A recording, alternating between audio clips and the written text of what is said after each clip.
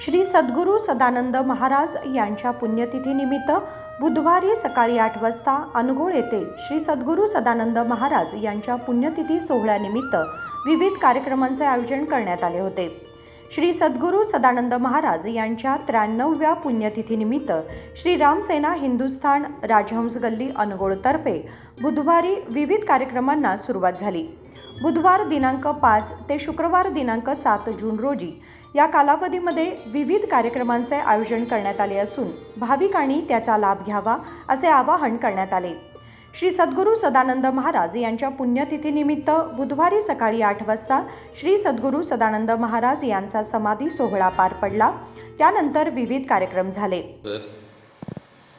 या ठिकाणी सालाबादप्रमाणे श्री सद्गुरू सदानंद महाराज यांची 93वी पुण्यतिथी वैशाख कृष्ण 14 या दिवसापासून ज्येष्ठ शुद्ध प्रतिपदा या दिवसापर्यंत पालखी मिरवणुकीने होत असते। तर ज्येष्ठ शुद्ध 14 रोजी सायंकाळी मंदिरात मंत्रपुष्प, भजन, कीर्तन, सांस्कृतिक कार्यक्रम हे होत असतात। त्याचप्रमाणे दुसऱ्या दिवशी सदरू कार्यक्रम, दुसऱ्या दिवशी म्हणजे आज सदरू कार्यक्रम सायंकाळी या ठिकाणी एक जिमचं उद्घाटन आहे। या उद्घाटनाला प्रतिष्ठित नागरिक हजर राहणार आहेत आणि ते सायंकाळी असा 8 ते 10 या वेळेत तो कार्यक्रम होणार आहे। तसंच या ठिकाणी आज गावातील भजनी मंडळांचं भजन या ठिकाणी होणार आहे आणि ते सायंकाळी 7 वाजता मंत्रपुष्पांजली, आरती, भजन, कीर्तन जो काही सांस्कृतिक कार्यक्रम असतील ते होणार आहे। तसंच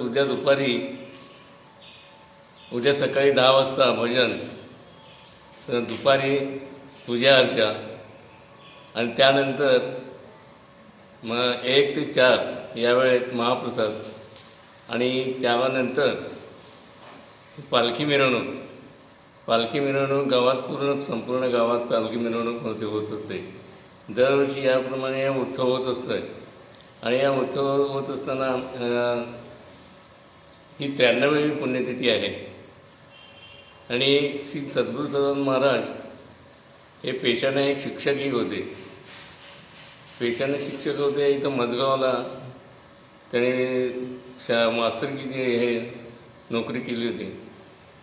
ते ज्यावेळेला वेटकातून आले, ज्यावेळेला विजापूरहून आले आणि इथं संकेश्वरजवळ अथणी या गावात त्यांना एक सत्पुरुष गाठ पडले आणि त्याने असं सांगितले की अमुक या ठिकाणी अथणी या ठिकाणी एक सुंदरही असं काहीतरी गाव आहे, त्या ठिकाणी तू जा आणि तिथे एक गुहा आहे, त्या गुहेत एक महाराज आहेत आणि त्यांची तू हे दीक्षा घे।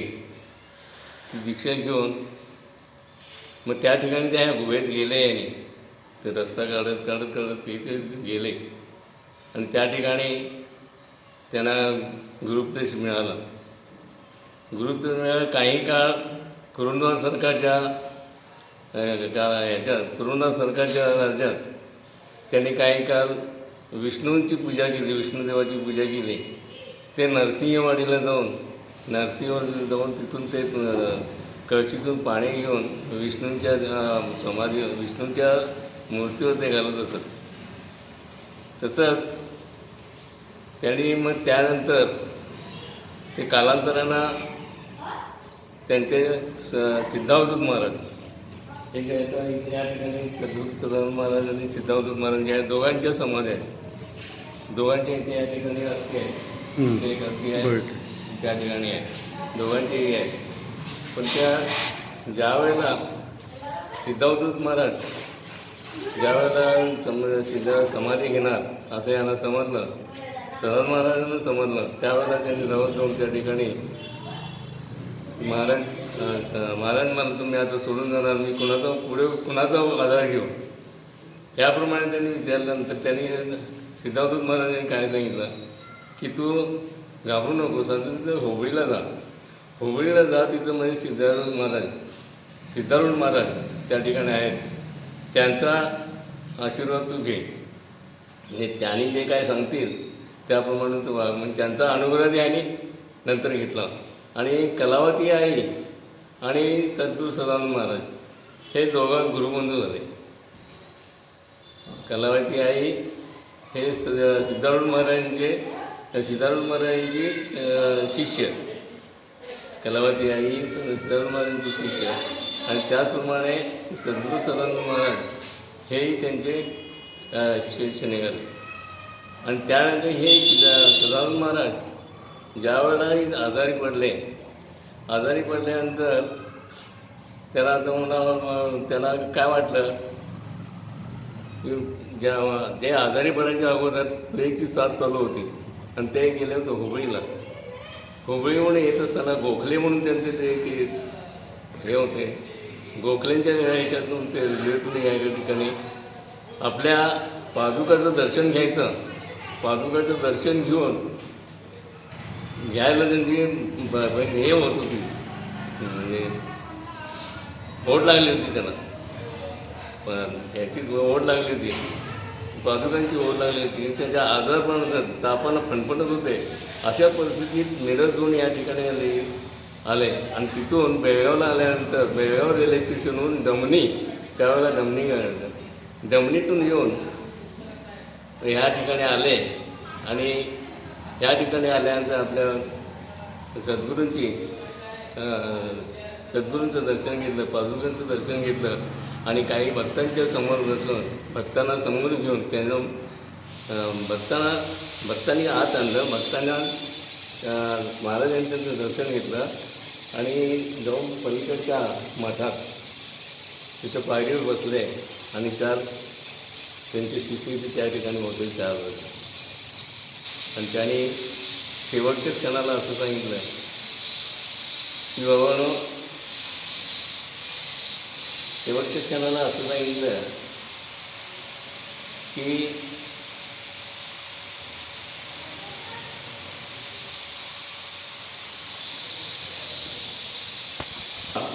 उत्सव करत असताना जो महाप्रसाद करता, तो महाप्रसाद गावात धुळी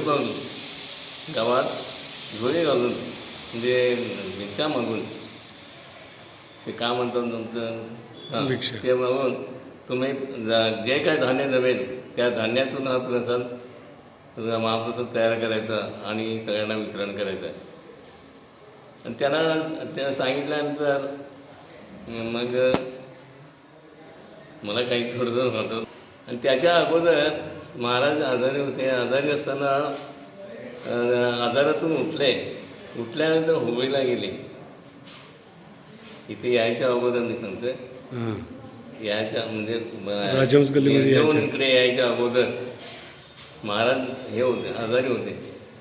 आणि त्यावेळेला आजारातनं बरे होऊन हुबळीला गेले. हुबळीला गेल्यानंतर सिद्धारूढ महाराजांना लांबच बघितले आणि या सदानंद महाराज माझ्याकडे यायला लागले. सदानंद महाराज येत असताना त्यांना वाटलं याची हे स्थिती बरोबर नाही आहे, म्हणजे तब्येत खालावलेली आहे, चालायला येईन. आणि अशा परिस्थितीत ते तिथं गेले. तिथे गेल्यानंतर सिद्धारूढ महाराजांनी त्यांना काय सांगावं, हे सदानंदा, तू या ठिकाणी आता इकडे येत जाऊ नकोस, मीच त्या ठिकाणी येतो आणि मीच अनगोळला येतो. आणि मीच अनगोळला येतो म्हणून सांगितल्यानंतर अनगोळला ज्या आले ते आईंच्या स्वरूपात, सिद्धारूढ महाराज आईंच्या स्वरूपात या ठिकाणी आलेले.